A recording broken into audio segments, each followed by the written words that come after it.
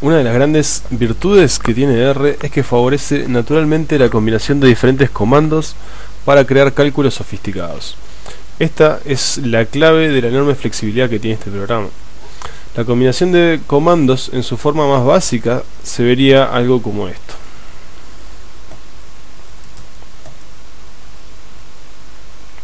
Aquí lo que estamos ejecutando es la función rnorm, que vemos aquí escrita, ¿sí?, que genera números aleatorios con distribución gaussiana o normal y crea 100 números, como lo estamos indicando.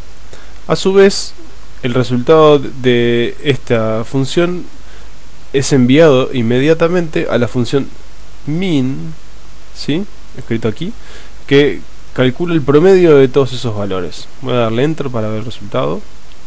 Es muy cercano a 0, que es lo que esperamos. Y bueno, esto es el ejemplo más básico de una composición de funciones. ¿Sí? Es también similar a lo que ya hicimos anteriormente cuando calculamos la hipotenusa de un triángulo rectángulo hipotético, ¿verdad? Aquí estoy mostrando de vuelta el comando que habíamos usado anteriormente.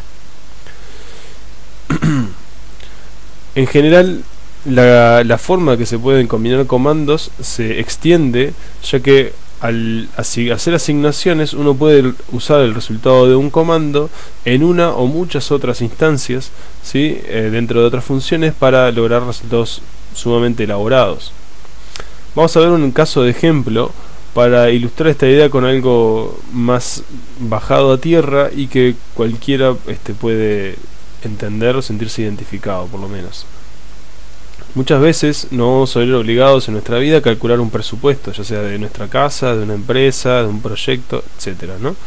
Bueno, supongamos ahora que trabajamos para un proyecto de investigación en la universidad y que necesitamos calcular el costo de equipos de trabajo, materiales, viáticos, sueldos, etcétera. Este tipo de tareas suele volverse compleja debido a que hay muchas variables que están en juego, como distintos equipos, bueno, cuántas salidas de campo hay que hacer, cuánta gente hay que contratar, etcétera. Bien, entonces vamos a hacer un ejemplo que bien podría ser real, ¿sí? Vamos a crear distintas variables que van a representar las entradas y salidas de dinero para poder establecer con cuánto dinero contamos. Entonces creamos la variable dinero total, que va a tener un valor de 450.000, por decir un valor arbitrario, ¿sí? Vamos a asignar el valor de cada salida. Bueno, este proyecto va a tener varias salidas de campo, así que vamos a calcular que cada salida de campo tiene un valor de 20.000 pesos. Nota el margen, esto se puede escribir de la misma forma así, para pensar en sus casos. También tenemos el costo por técnico. Supongamos que un técnico es un grado 1 20 horas y cuyo sueldo anda en algo así como 6.000 pesos, por decir un valor que creo que no está tan alejado de la realidad. Supongamos que hay dos técnicos, queremos contratar dos técnicos, pero igual vamos a mantenerlo como una variable más. Supongamos que estamos pensando en principio que dure 3 meses el proyecto y que haya un par de salidas.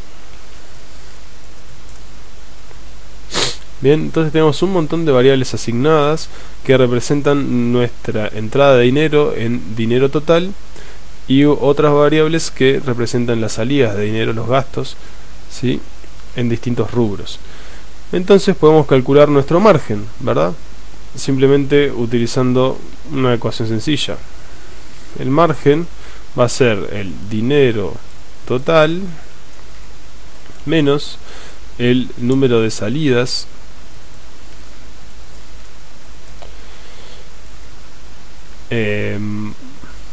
por el costo de salidas, ¿verdad?, que va a ser la variable salida, menos la cantidad de técnicos por la cantidad de meses por la cantidad de costo, el valor del costo de cada técnico por mes.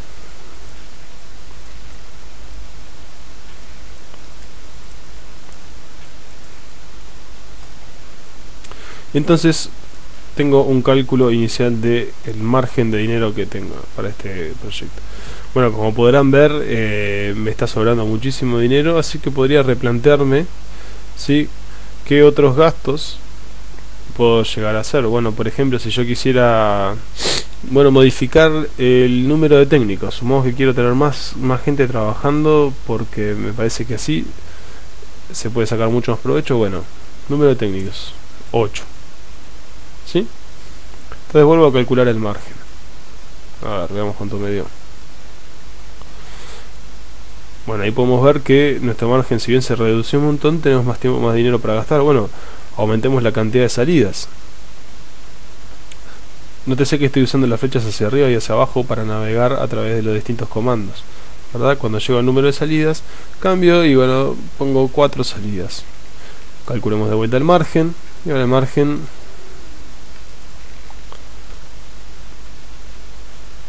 es mucho menor. Ya calculamos más o menos lo que es el margen con distintos valores, ¿sí? Pero también es importante saber, además de cuánta plata nos queda, de cuántas qué tan efectivo fue el proyecto, es decir, qué tantas muestras logramos sacar de las salidas y cuántas logramos procesar después de las salidas. Entonces podemos hacer los siguientes cálculos. N es el número de muestras obtenidas y vamos a calcular que el número de asumir que el número de muestras obtenidas es el número de salidas multiplicado por el número de técnicos y multiplicado por un valor, una constante que sería 300, ¿sí? Eso es un supuesto que, bueno, se justificará por el criterio de cada persona, por supuesto, es inventado. Y ahora calcular la cantidad de muestras procesadas, que sería un trabajo posterior a las salidas, se calcularía con alguna otra función que nosotros asumimos que es cierta, pero que es totalmente arbitraria. Entonces no solo tenemos una idea de cuál es el margen de plata, sino que además tenemos una idea de cuánto va a ser, qué tanto resultado vamos a obtener a partir de este proyecto. Y bueno, y así con esto podemos seguir jugando largo rato, ¿sí? Por ejemplo, si queremos asumir que, bueno, en verdad podemos apretar un poco más las salidas y obtener más más muestras por salida, podemos cambiar de 300 a 400 la constante, ya tenemos un nuevo número y luego calculamos el número de muestras procesadas a partir de ese número de muestras y nos va a dar que, bueno, procesamos una cantidad ingente de muestras en todas las salidas. Obviamente todo esto no es más que un ejemplo con valores arbitrarios que no hay que tomar en cuenta de verdad. Como se habrán dado cuenta, se puede volver un poco engorroso ir y bajar con las flechas todo el tiempo a buscar el comando que necesitamos, ¿verdad? Si yo quiero cambiar, bueno, una cosa, el valor de cada salida, tengo que ir hacia arriba a buscar, bueno, aquí está el valor de cada salida. Supongo que quiero hacer en vez de 20.000, 18.000. Bueno, ya se imaginarán. El tema es que todo esto se puede hacer un poquito más ágil, ¿sí?, si utilizamos lo que se llama el script, ¿sí? Un script de R no es más que un archivo de texto plano, es decir, es un archivo que, como un TXT, ¿verdad? Que en Windows se puede abrir con un Notepad, en Linux se puede abrir con un montón de programas, ¿sí? Entonces voy a hacer eso justamente. Para hacer mi script primero voy a basarme en lo que ya ingresé en la consola, así que voy a aprovechar este comando muy útil que se llama history, con doble paréntesis vacío. Le doy enter y obtengo la siguiente salida. Esta salida, como podrán ver, tiene los últimos comandos que yo envié a R y por lo tanto me va a ser muy útil para poder hacer mi script. Copio todo esto, salgo del history y ahora voy a abrir un programa para trabajar con archivos de texto plano. Voy a pegar, ¿sí? Y entonces voy a quedarme solo con las líneas que me interesan. Eso me va a llevar unos minutos. ¿Para qué nos sirve tener un script? Ya lo vamos a ver. Primero voy a guardar este script en el disco duro. En este caso, en esta carpeta, que es la carpeta actual de trabajo en donde está mi sesión de R, voy a llamarla con un nombre acorde. Por ejemplo, presupuesto.r, ¿sí? Y al guardar ese archivo en el disco duro, R lo puede ver con el comando dir, ¿sí? Ahora he notado que se encuentra aquí ese comando, y puedo ejecutar todos estos comandos que ustedes ven en el archivo de texto plano. Los puedo ejecutar desde R con un simple comando. Sería el comando source. ¿Bien? ¿Qué tengo que hacer? Tengo que abrir paréntesis, abrir comillas y escribir el nombre del archivo. Una vez que está escrito todo perfecto, cerro los paréntesis, le doy enter y tengo un nuevo valor del margen, un valor de nproc, que es el número de muestras procesadas, ¿sí? Y si me interesa entonces seguir probando distintas posibilidades, solo tengo que venir al script de R, cambiar alguno de estos valores, como por ejemplo poner 10 técnicos, calcular un mayor sueldo para esos técnicos. Primero tengo que salvar este archivo, aprieto control S para salvar, voy al R y vuelvo a ejecutar este comando que ya les mencioné, que se llama source. Y como pueden observar, el número de muestras procesadas estimadas ha aumentado mucho y el margen ha disminuido mucho también.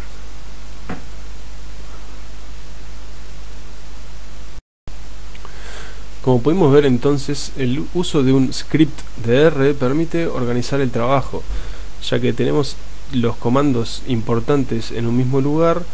Podemos ir trabajando de forma progresiva, es decir, vamos a ir modificando sobre lo ya hecho, ¿sí? De forma que va mejorando, vamos afinando el resultado de a poco y mantenemos una organización importante. Sin embargo, es cierto que también puede ser un poco engorroso el sistema de trabajo que estábamos mostrando recién, es decir, pasar al script en un archivo de texto y después hacer source en R y volver al archivo de texto, etc. Por eso el RStudio es bastante conveniente en este sentido. Aquí tenemos una ventana de RStudio abierta y lo que podemos ver es básicamente el mismo script que teníamos anteriormente, pero con algunas modificaciones. Al final de cada línea, en las primeras 6 líneas, le agregué una línea de comentario utilizando el carácter numeral. Y también podemos observar que RStudio utiliza distintos colores para distintas cosas. Lo notable es que eso nos permite ver rápidamente de qué se trata cada objeto que estamos viendo. Por ejemplo, los números están en azul, los operadores están en esta especie de naranja, ¿sí? Los comentarios también están en un color diferente. Eso facilita la lectura del código, pero eso no es lo más importante.